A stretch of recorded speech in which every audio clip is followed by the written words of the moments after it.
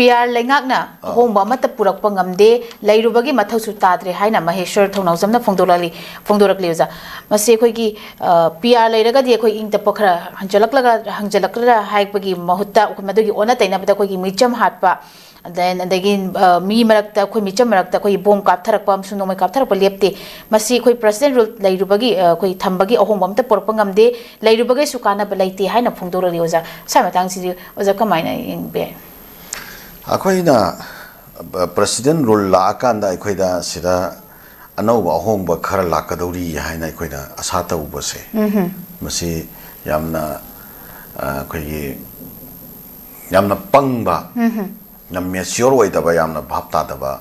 Adugumba, Musing, Giwakalon, Ni, I was a Masi, Nasidia, quite Punamak, realized over Matamoy, have a function, Shwina, Laxage. Akoy kanose yethangba lengban da puraga chatlamba arumba potlumam khak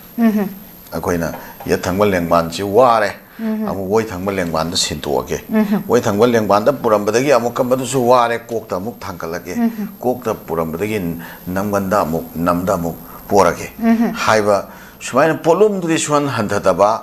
mapham hombagi posak waina koi sumaina tawi yaiba phamsi sumaina laksage aduga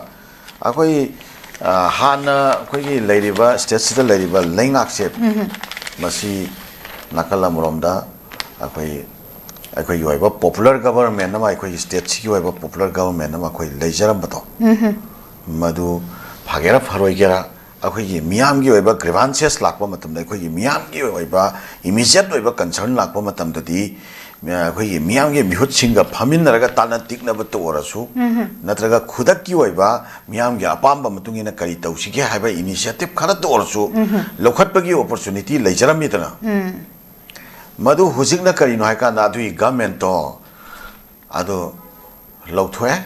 Adu Gamento Lotona Nava Quigi, cannot sing the Suyam, Cano Honore, Lotwe. Lotu Adu Center the Ladiba losing was sing Sinasu, Akogi Ladiba legislature sing Marak Kaibung Tan and Nabagi, Adumba, Arotpa, Musuma Pumba, Torang Miama, Bakatpa, Kui, Adumai Torakanda, Makoi Maselgi, Marakta, Manakta to get advantage, Laurakanda, Yakogi, popular governments, Lotuaga, Lotua Matunda, Akogi Miam Giling actually, Hanjal Hendre. Hanjalanaba Karak Hanna Kogi Miam Harabasu legislature Miam Chin Honarabasu Hanjalanabi Taurangdi Center Lenga no Husi Power Sapchana Pakatpa Udre. Sige Matunga Karitoraba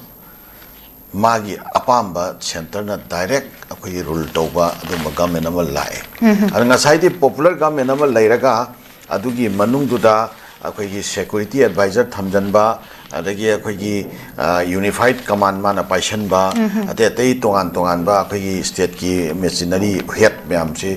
si magi direct link to ngamba officers sing tharaga phamhan ba the kind of things adu tawrakanda magi policy program sing to akoi sire implement tawhan bane ba state government sina only dummy oina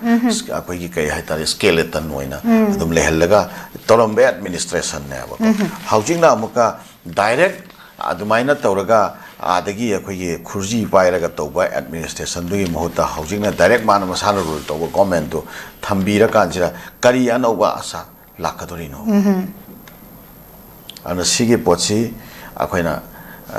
Oiroit of Manglanda, Quena Tobani, President ruled the Quena Kasua Satoning late, Barat Dengagna, state the violence to ending the Chapchana violence control toning Balerama, state Sigi Lady Miam se Kaibung Tan Hunting the Ba, harmoniously Barat Dengagna, Lemin Handabayati, having a Wakan Leram Taragadi, Nasi a quay labor situation, Sing Leram Kigadra, I go up from say, a Miam, no see, hasn't realized over Matam, or I have from Siswana Hangatsaki.